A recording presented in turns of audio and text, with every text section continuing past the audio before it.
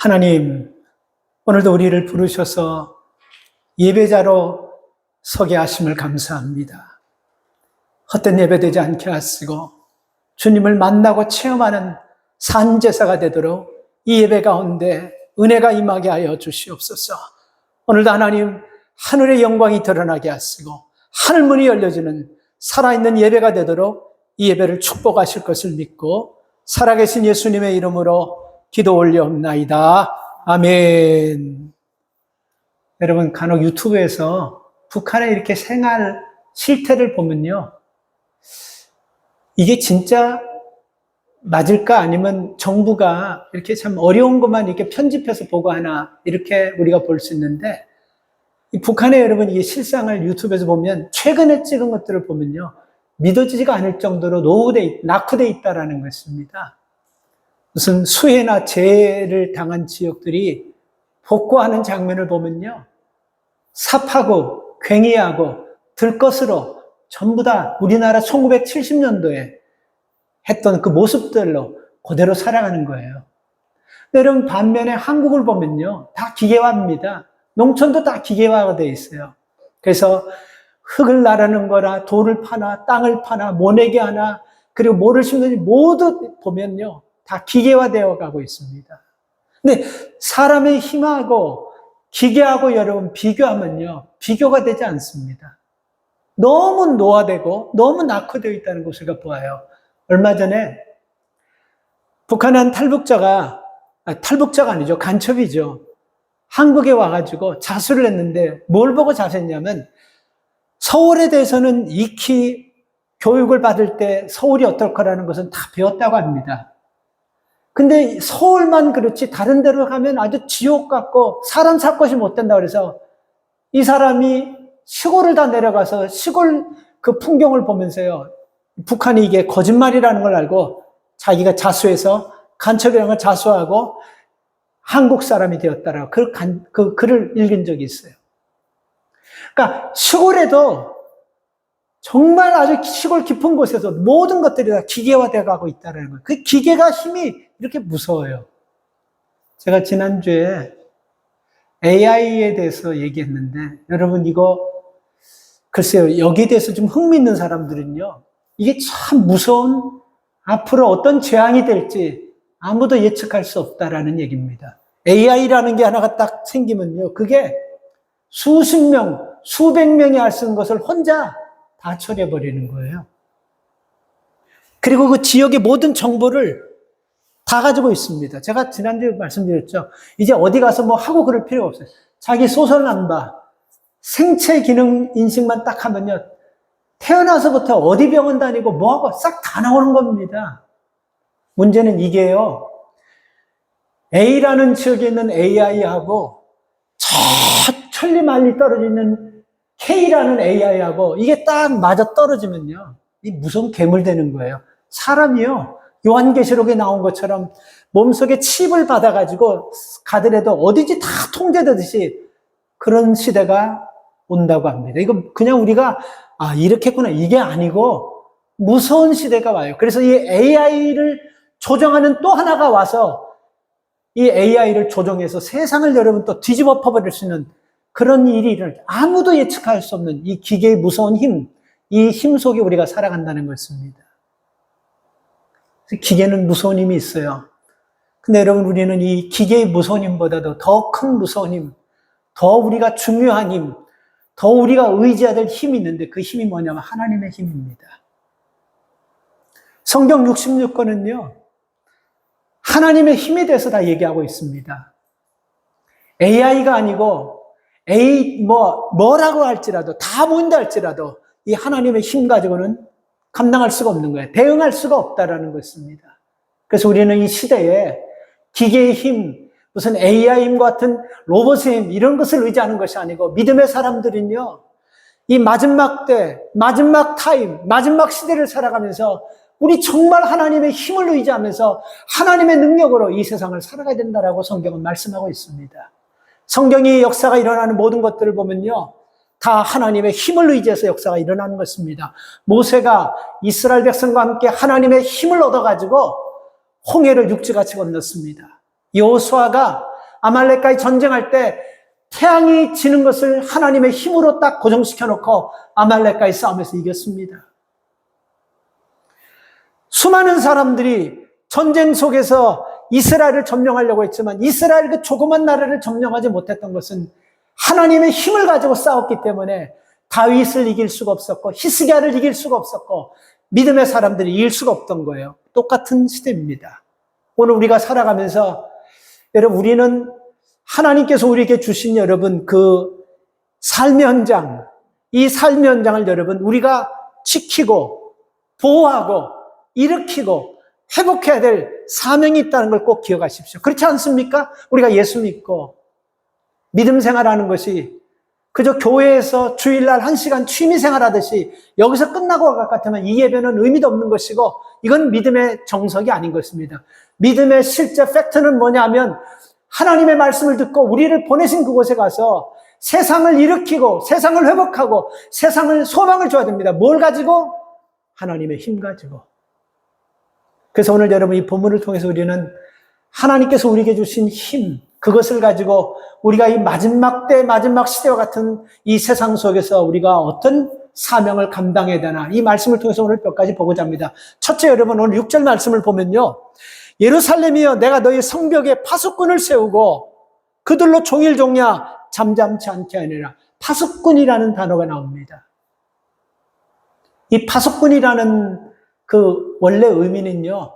성벽 높은 망류에서 이웃나라 적군들이 쳐들어오고 성으로 나쁜 사람이 들어오는 것들을 경계하고 쳐들어오지 못하도록 보호하는 이런 사람들을 파수꾼이라고 했습니다. 그런데 오늘 이 본문을 보면요. 예루살렘은 우리들이 여러분 지켜야 될 파수꾼이라는 것은 영적인 의미로 여러분 말씀하고 있는 것입니다. 그러니까 우리가 지금 예루살렘 하면 2000년 전 예루살렘, 이스라엘을 얘기하는 것이 아니고 오늘 우리에게 주어진 거룩한 땅, 하나님이 임재하시는, 하나님이 계시는 그 거룩한 곳을 우리가 지켜야 될 사명이 있다는 거예요. 그래서 오늘 6절 말씀을 보면 내가 너의 성벽 위에 파수꾼을 세웠다. 여기서 내가라는 것은 누구를 얘기하냐면 하나님을 얘기하는 겁니다. 그리고 너의 성벽에 파수꾼을, 너라는 뜻은 누구를 얘기하냐면 하나님의 백성들을 얘기하는 것이고 그들로 종일 종야에 잠잠치 않게 그들은 파수꾼을 얘기하는 것입니다. 그래서 이 말을 풀이하면요. 하나님은 우리 가정, 우리 직장, 우리 교회, 우리의 삶 현장에 우리를 파수꾼으로 세우셨다라는 것입니다. 이 말은 뭡니까, 여러분? 이 우리의 삶 현장 속에 사악한 것들이 들어오고 악한 것들이 들어오는 것을 우리는 막아야 될 그런 사명을 주고 우리를 파수꾼으로 세우셨다는 거예요. 그래서 여러분들은 파수꾼입니다. 파수꾼이 여러분 남들 잘 시간에 자고 남들 쉴 때 쉴 수 있는 그렇게 하면 파수꾼의 사명을 감당할 수가 없는 것입니다. 그래서 우리는 무엇을 여러분 위해서 우리를 보낸 것에서 파수를 해야 되냐면요. 우리의 영혼을 이 악한 사탄의 세력들이 들어와서 우리 영혼을 허물어뜨리지 못하도록 우리 영혼 속에 파수꾼을 세워야 돼요. 우리가 고린도전서 3장 16절에 보면요. 우리 안에 하나님의 성전이 있다라고 말씀하셨습니다. 이 하나님의 성전이라는 것은 영적으로 보면요. 하나님이 계신 교회를 얘기하는 것입니다. 그러면 이 마음의 교회를 여러분 파수꾼을 세워서 지켜야 할 이유가 뭐냐면 여러분 우리가 마음에 편안함이 없고 우리 마음에 불안이 오고 의심이 오고 근심이 쌓이면요. 하나님 앞에 온전히 예배를 드릴 수가 없습니다. 그래서 여러분 우리가 예루살렘을 파수하듯이 우리 마음의 성전을 여러분 지키는 파수꾼을 세우라는 거예요. 그래서 잠언서 4장 23절에 보면요. 모든 지킬 만한 것 중에 더욱 내 마음을 지키라. 생명의 근원이 여기서 난다. 이렇게 말씀하고 있습니다. 그래서 우리 마음을 지켜야 돼요. 우리가 예루살렘을 지켜야 되듯이 우리의 마음의 성전을 지키기 위해서 여러분 파수꾼을 세울 수 있기를 바랍니다. 불안한 마음, 수악한 것들이 틈타지 못하도록 우리의 마음을 불편하지 못하도록 여러분 마음에 여러분 안에 있는 성전을 지키는 파수꾼을 세우라는 거예요. 그리고 우리가 영적으로 보면요. 또 입술에 파수꾼을 세워야 됩니다. 하나님께서 여러분 파수꾼에게 주신 소명은 뭐냐면요. 자기가 말하고 싶은 것을 말하게 하는 파수꾼이 아니고 하나님께서 주신 말씀을 전하는 파수꾼이고 그리고 적군이 쳐들어오는 것을 전해야 되는 그런 파수꾼의 역할을 감당하는 거예요. 그래서 내가 하고 싶은 말을 하는 것이 여러분 파수꾼의 역할은 아닌 것입니다. 그러니까 우리는 말을 여러분 하나님이 주시는 말을 전해야 되는 그 파수꾼의 역할을 감당해야 돼요. 그래서 시편 141편 3절에 보면 여호와여 내 입에 파수꾼을 세우시고 내 입술을 지켜주십시오. 이렇게 고백했습니다. 그러니까 우리 입술에 여러분 파수꾼을 세우셔서 우리 입술을 통해서 하나님께서 전하고자 하시는, 하나님께서 하시고자 하는, 하나님께서 주시는 외쳐야 될 말씀을 전하는 이런 파수꾼의 역할을 감당하라는 것입니다. 그리고 우리 생각의 파수꾼, 여기에 세워져야 되는 거예요. 생각, 내 생각이라 그래서 아무 생각이나 하게 되면요, 우리가 하나님께서 주신 사명 감당할 수가 없습니다. 그래서 로마서 12장 3절에 보면 마땅히 생각할 그 이상의 생각을 품지 말라. 아무 생각이나 하지 말라는 것입니다. 왜? 파수꾼이기 때문에 그래요. 아무거나 말해서도 안 되고, 그리고 아무거나 내 마음의 성전에 들락날락하게 해서도 안 되지만, 우리가 여러분 아무거나 말하고 생각하는 이 우리의 연약한 삶을 지킬 수 있는 파수꾼을 마음에 세우라는 것입니다. 그래야지만 여러분 우리가 하나님께서 우리에게 주신 거룩한 사명을 감당할 수 있다는 것입니다. 자, 여러분 이 파수꾼은요, 이런 자기 자신을 지키는 파수꾼을 세워서 내 자신을 지켜야 되지만 하나님이 나를 보내신 곳에서 다른 사람들이 있는 영적 세상을 여러분 우리가 지켜야 될 그런 사명도 있다는 것입니다. 그래서 우리가 한 시대를 보면요, 그 시대가 어떻게 흐르는 것을 보면 믿음의 사람들이 파수꾼의 사명을 잘 감당하고 있는지 감당하지 못하는지 우리가 드러나는 것입니다. 지금 우리가 여러분 살아가는 세상을 한번 보세요.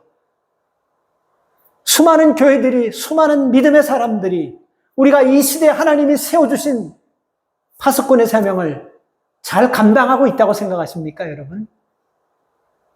그렇죠. 우리 지금 우리의 사명을 감당하지 못하고 있습니다. 파수꾼의 역할을 지금 감당하지 못하고 있다는 것입니다. 세상이 여러분 타락한다 할지라도 법이 살아있으면 그 나라는 희망이 있습니다.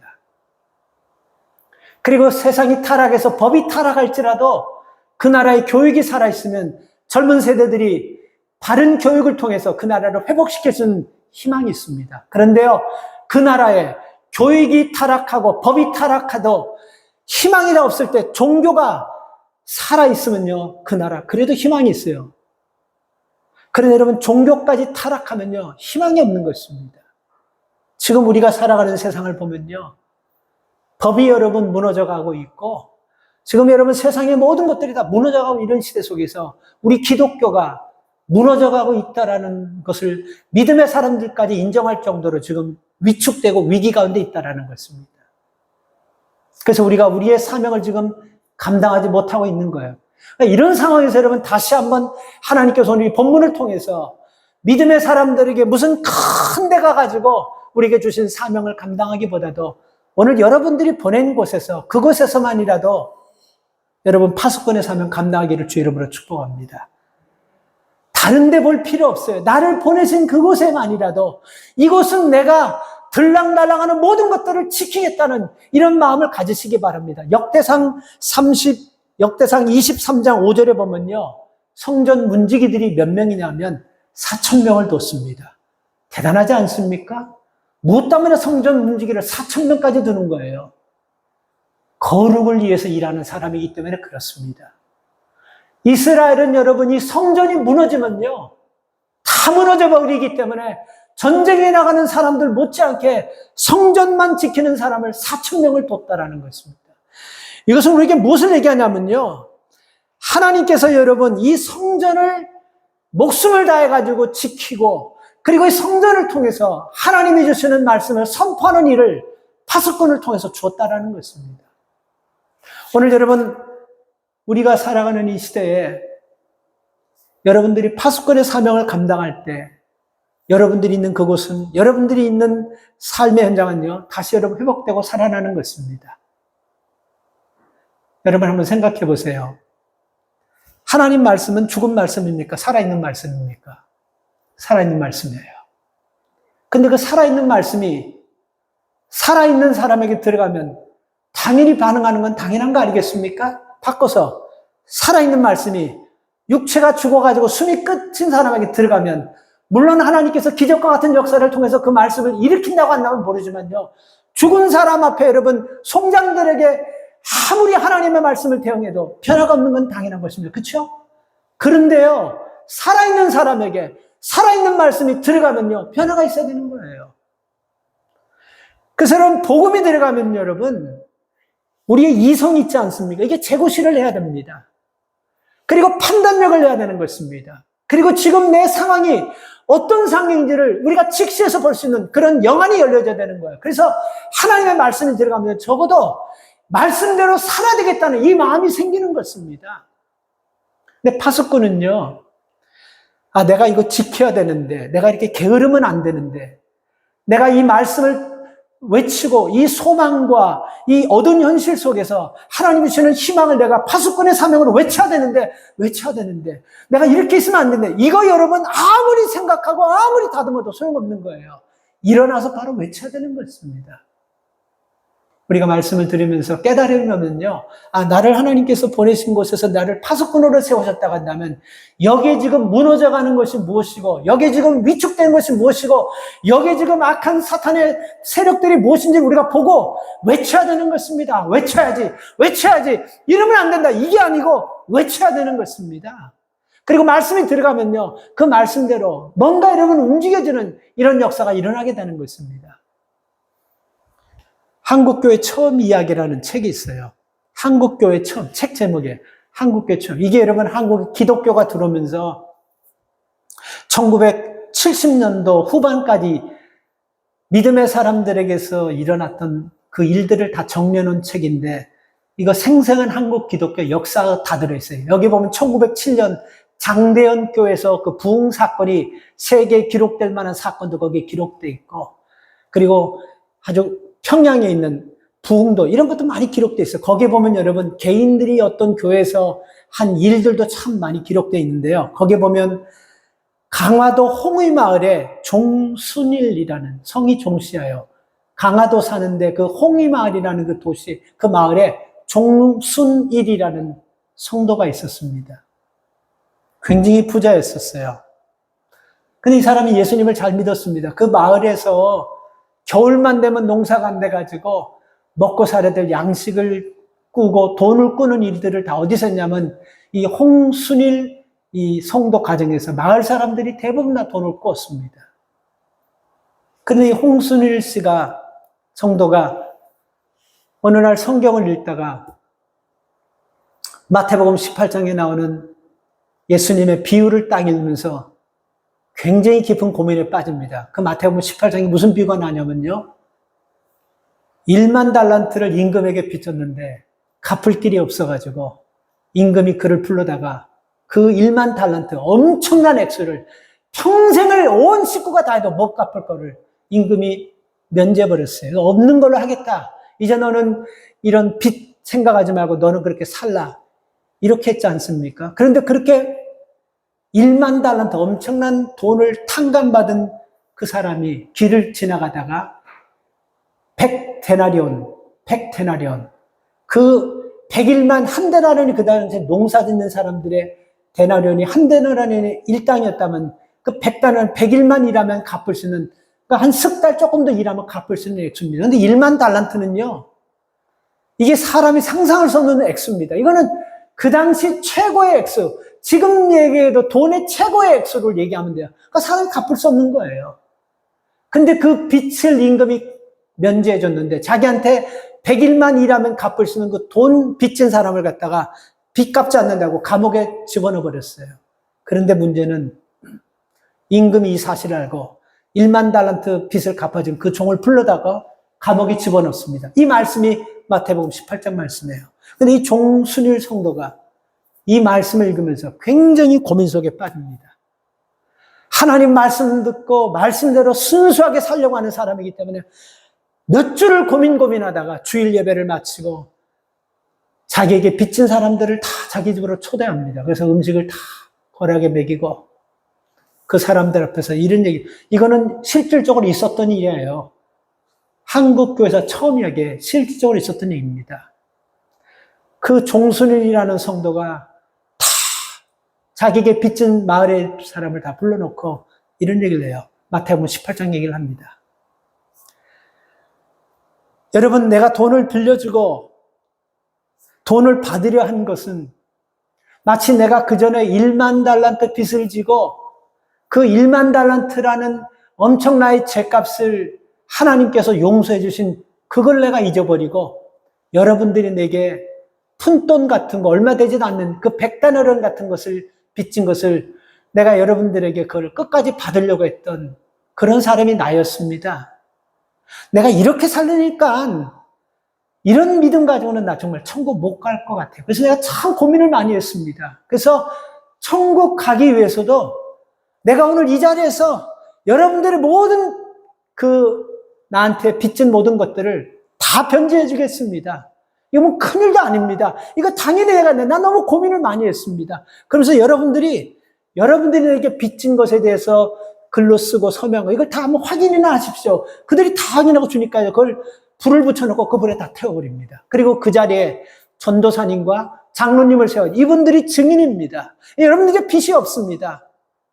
그렇게 해주니까 이거 진짜 일어났던 일이에요. 그렇게 해서 어떤 일이 일어났냐면요.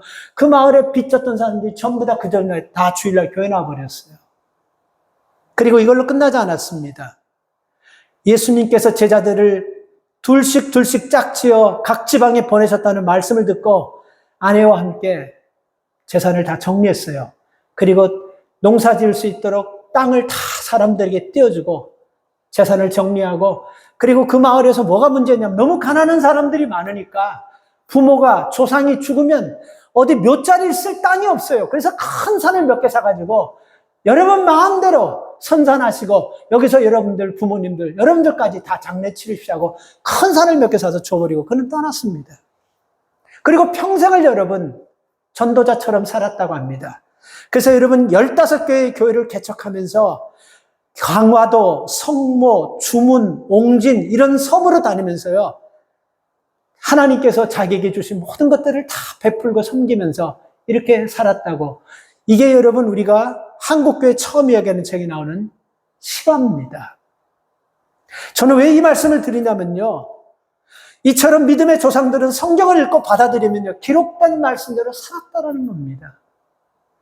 그리고 복음이 들어가면 여러분 사람이 변하게 되어 있는 거예요. 복음이 들어가면 여러분 사람이 새로워지게 되는 것입니다. 그래서 여러분 우리가 항상 예수 그리스도의 복음을 때를 얻든지 못 얻든지 항상 이 복음을 전하는 파수꾼의 역할을 감당하라는 것입니다. 사랑하는 여러분,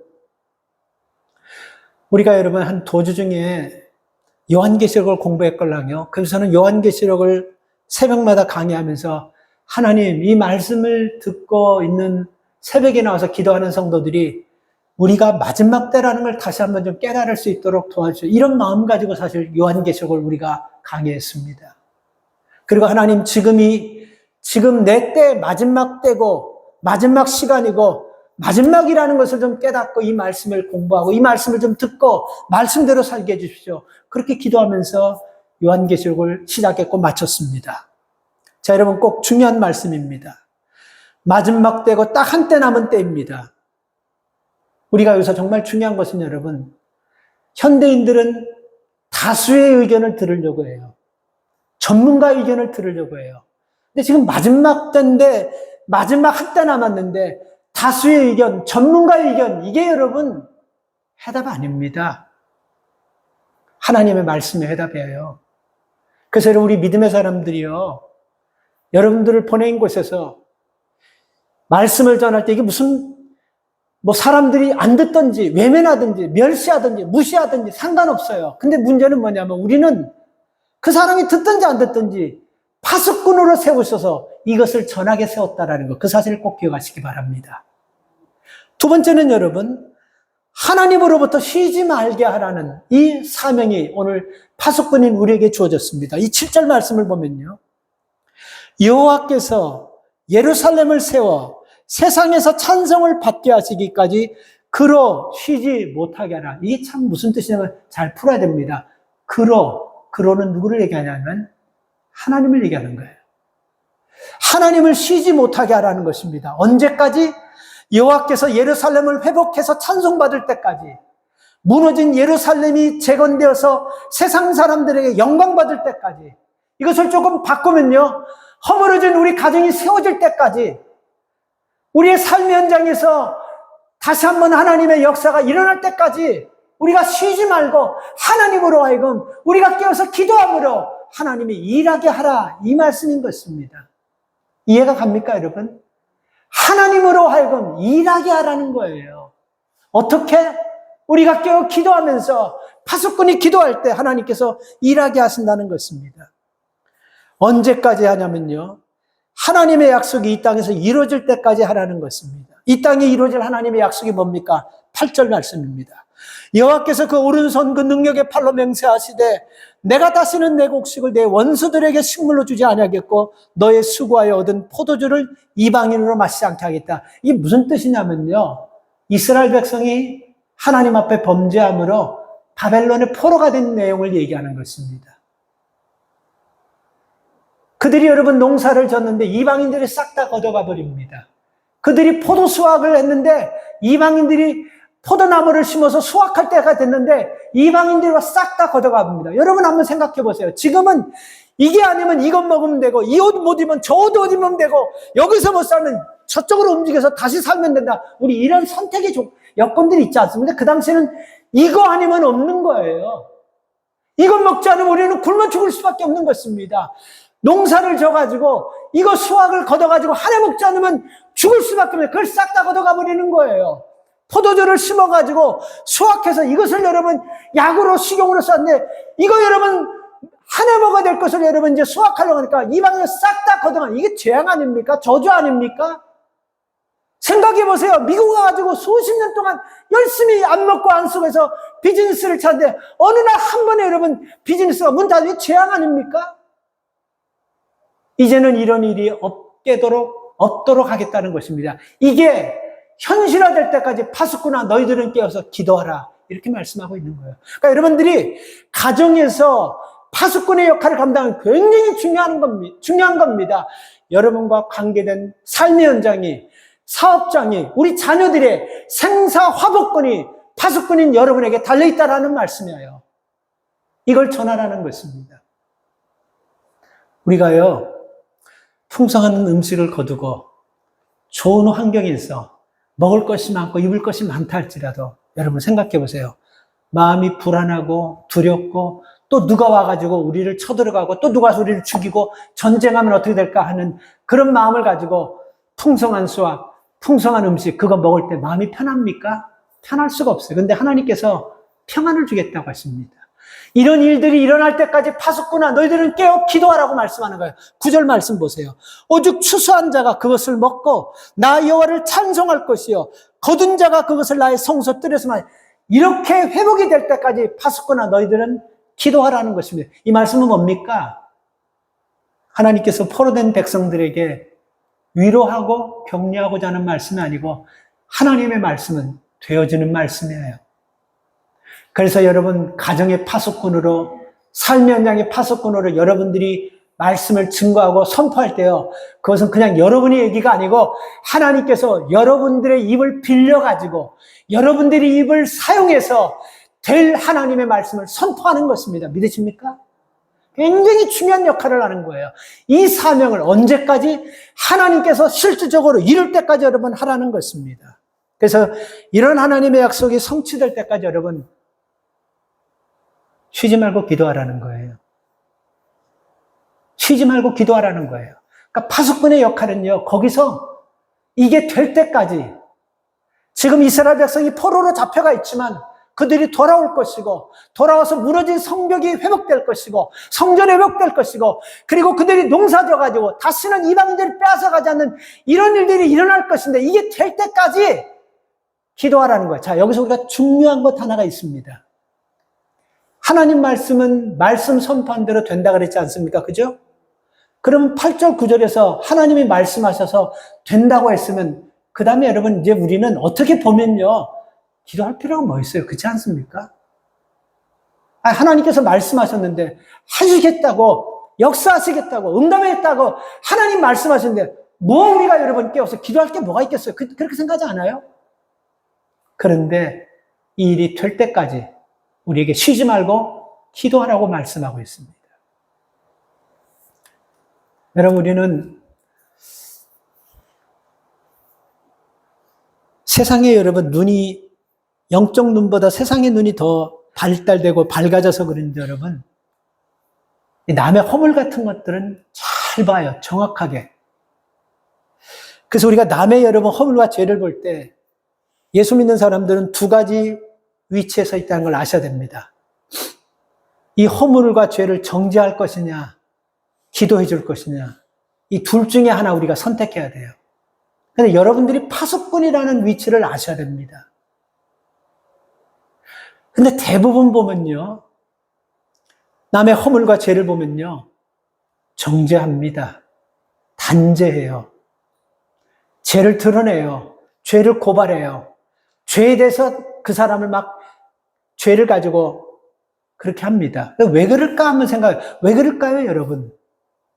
그게 왜 그러냐면요, 다른 사람의 죄를 정죄하고 고발하고 드러내면 내가 깨끗해지는 줄 아는 거예요. 내가 깨끗하고 내가 거룩한 사람으로 사람들이 알아줄까, 이런 마음으로 그렇게 한다고 합니다. 무슨 말인지 잘 모르겠어요? 그러면 성경에 보면 누가복음 18장에 보면 이 사건이 나옵니다.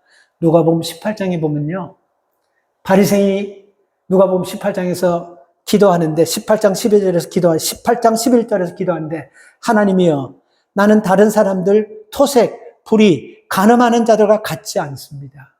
그리고 이 세리와도 같지 않습니다. 이렇게 하면 감사합니다. 이게 뭡니까? 이건 기도가 아니에요. 정죄하는 겁니다. 하나님, 나는 이 사람들처럼 살지 않았습니다. 나는 이 사람들처럼 죄짓지 않았. 하나님, 나는 이렇게 하는 거예요. 이게 왜 그렇다고 그랬죠? 믿음의 사람들, 파수꾼들은요, 죄를 보면 두 가지 성향이 있다고 그랬어요. 정죄할 것이냐, 기도할 것이냐. 그래서 바리새인들은 기도하는 것이 아니고 정죄했습니다. 그때 하나님께서, 주님께서 여러분 누구의 기도를 들어주셨습니까? 세리 죄인의 기도를 들어주시고 이 기도가 맞는 기도라고 주님께서 말씀하셨어요. 무슨 뜻입니까, 여러분? 그는 모든 죄를요 다 자기 죄로 뒤집어 썼습니다. 내 죄로 알았어요. 하나님, 다 내 죄입니다. 하나님, 내가 잘못했습니다. 하나님, 내가 죄인입니다. 이게 여러분 파수꾼의 사명을 받은 사람들의 믿음의 모습이라는 것입니다. 여러분들은 믿음의 사람이라는 걸 기억하시고 죄를 지은 자에서 정죄보다도 기도하면서 중보하면서 여러분 나가야 되는 것입니다. 사람이 정죄하면 안 바뀌어요. 근데 기도하면 여러분 시간이 가면 반드시 하나님께서 바꿔주시고, 우리가 기도라는 것에는 서론 부분에서 말씀드렸지만 하나님의 힘이 있습니다. 그 힘이 나타나는 거예요. 그 힘이 쌓이고 그 힘이 모여지고, 그래서 하나님께서 그 역사할 때 되면 쌓이고 모였던 힘을 통해서 하나님의 능력이 나타나는 것입니다. 에스라 9장 3절에 보면요, 에스라가 중보 기도를 하면서 주 앞에 앉았다라는 말씀이 있어요. 에스라 9장 3절에 에스라가 중보 기도하면서 너무 나라의 백성들이 하나님을 떠나고 방황하고 그러니까 속옷과 겉옷을 다 찢으면서 자기 머리털과 수염을 다 뜯어내면서 하나님 앞에 너무 처절하게 중보 기도하면서 거기에 주 앞에 앉았다, 이렇게 표현하는데, 이 앉았다는 원뜻이 뭐냐면 참 재밌어요. 여기서 끝을 보겠다라는 뜻입니다. 나라의 백성들이 하나님을 떠나고 죄를 짓는 걸 보고 너무너무 답답하고 말씀을 전해도 듣지 않으니까 옷을 다 찢으면서 하나님 앞에 그냥 주저앉아 버렸어요. 그래서 이게 앉았다는 뜻이 끝을 보겠다라는 그런 뜻이라고 합니다. 끝을 보겠다. 이게 무슨 뜻, 뭘 끝을 보겠다라는 것입니까? 다른 대안이, 이 백성들을 치료하고 회복할 수 있는 다른 대안, 다른 길, 다른 방법이 없다라는 겁니다. 그래서 난 여기서 반드시 하나님께서 응답해 줄 때까지 이 자리를 떠나지 않겠다. 바로 그거예요. 이게 중보자들의 삶인 것입니다. 문제를 보고 지적질하면서 그 죄를 갖다가 드러내고 정죄하는 것이 아니고 중보기도 하면서 파수꾼의 사명을 감당하라는 것입니다. 우리가 여러분 신약성경 보면 수로보니게 여인이 귀신 들린 딸을 가지고 예수님 앞에 데리고 왔을 때 예수님께서 수모스러운 말, 예수님께서 업신여긴 말을 막 했지 않습니까? 주인의 음식을 개에게 주지 않는다 그랬잖아요. 근데 그 여인이 여러분 그 말을 듣고도 계속 거기에 주님의 발에 엎드렸습니다. 다른 방법이 없는 걸 안 거예요. 어떤 수모를 받더라도 예수님이 아니면 내 딸을 고칠 수 없다는 걸 깨닫고 거기서 다른 대안도 다른 길도 다른 방법도 없습니다 하고 거기에 앉아서 그냥 엎드린, 그게 바로 여러분 우리가 파수꾼들이 하나님 앞에 중보자로서 서 있는 그 모습이라는 것입니다. 우리가 여러분 누가복음 10장에 보면 마리아와 마르다의 차이도 어디에서 나타나냐. 예수님이 그 집에 가셨어요. 근데 마르다는 부엌에 가서 먹을 음식을 막 준비합니다. 근데 마리아는 어떻게 했습니까? 그때 예수님의 발 앞에 앉았다라고 얘기했어요. 뭐 때문에 앉았습니까? 말씀을 듣는 겁니다. 그때 예수님도 누가복음 10장 39절에 이렇게 말씀하셨어요. 마리아는 주의 발치에 앉아 그의 말씀을 듣더니 마리아는 이 좋은 편을 택하였으니 빼앗기지 아니하리라. 이렇게 얘기했습니다. 여러분, 모든 것이 여러분 내 뜻대로 되는 것처럼 인간의 지혜가 모든 것을 할 수 있는 것처럼 착각하게 만드는 것이 지금 우리 시대입니다. 기계가 너무 발달했고 인터넷과 컴퓨터가 너무너무 발달해 버렸습니다. 한 10년 전까지만 해도 어떤 곳에 그곳에서 뭐가 유명하고 그곳에서 누가 살고 그곳이 어떻게 생겼고 그것이 뭐가 이런 거 찾으려고 하냐면요. 거기에서 사는 사람을 불러다가 얘기를 듣고 그리고 거기에 전화 연락을 해가지고 물어보고 그리고 거기에 관계된 것을 다 찾아가지고 보면서 며칠 몇 날을 연구해가지고 거기에 대한 리포트를 만들어서 발표하고 그랬는데 지금은 어떻습니까? 컴퓨터를 딱 누르면 그 지역이 인공위성이 쫙 해가지고 지금 여러분 집, 여러분 뒤에 데크까지 쫙 찍혀서 그대로 다 나와버려요. 그리고 거기에 대한 그 집에 대한 히스토리까지 컴퓨터에 들어가면 싹 다 나와버려요. 누가 살았고 다 나와버리는 거예요.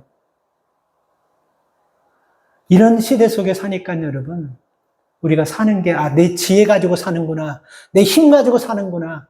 믿음 없어도 살게 되고 이렇게 우리를 착각하게 만드는 거예요. 지금 이 시대 속에 여러분들이 파수꾼의 역할을 감당해야 된다는 것입니다.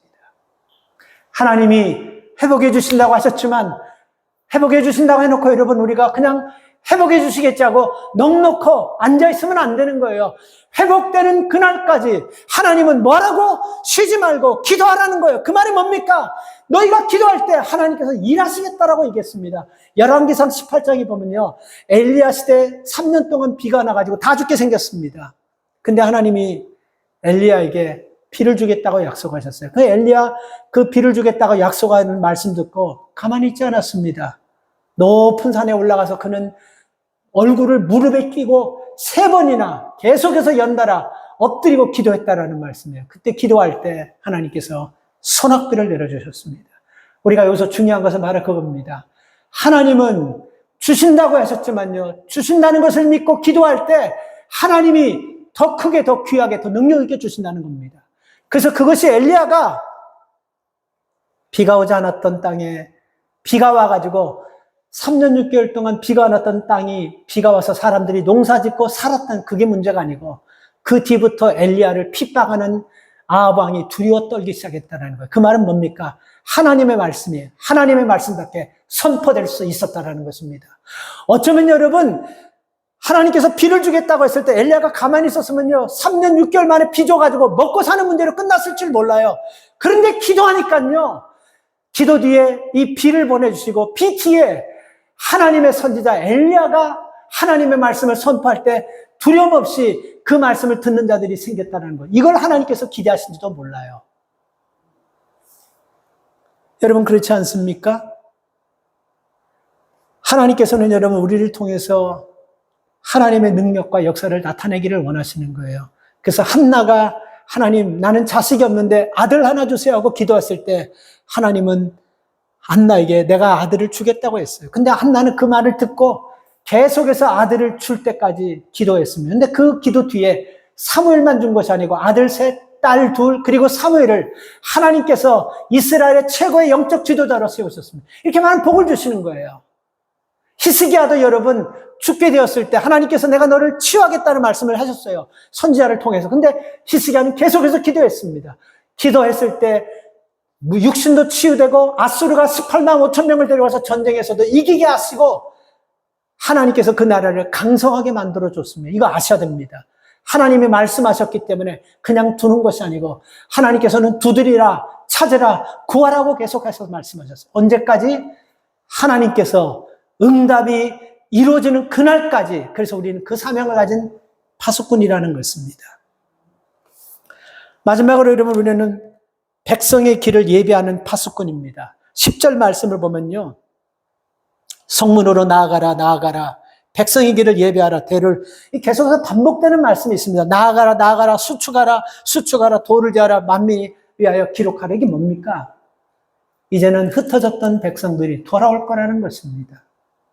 그런데 여러분 생각해 보세요. 지금 포로기 걸랑이요? 아무것도 없어요.